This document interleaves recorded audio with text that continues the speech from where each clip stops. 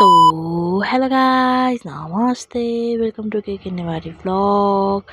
म क्रिस्चियन जोशी फेरि आइसक्यो एउटा नयाँ भ्लग लिएर। अनि यो दिन चाहिँ हामी टुइटे लाएर चाहिँ एन्टीका जाँदै थियौँ युसनलाई भेट्नलाई, सरप्राइज दिँदालाई।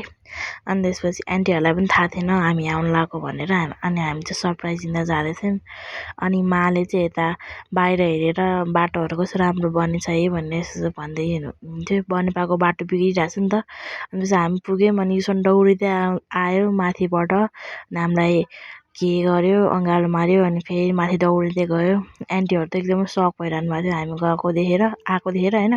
एन्टीहरूलाई नभनिकन आएको सरप्राइज दिनलाई। अनि युसनले चाहिँ मैले यति खाएको भनेर देखाइरहेछ। उसको चाहिँ आज जङ्क फुड डे अरे अनि खाइरहेछ। सन्डे थियो त्यो बेला चाहिँ। अनि सन्डे जहिले बिदा हुन्छ नि त। अनि त्यसपछि हामी चाहिँ फुलहरू के खुर्सानीहरू पनि लिएर आएको थियौँ। अनि त्यो रोपिदिउँ एन्टीलाई। अनि चाहिँ एन्टीको चाहिँ फुलहरू हेर्नु यता कति धेरै फुलिरहेछ, कस्तो हरियाली राम्रो छ होइन। कौसीमा एन्टीको कौसीमा चाहिँ दुईवटा कुखुराहरू पनि छन्। अनि उनीहरू चाहिँ यसरी नै दौडिरहेको थियो। अनि म हिँडेको देखेर उनीहरू डराएर भागिरहेको थियो क्या। अनि गाजौँ भइरहेको थियो उनीहरू।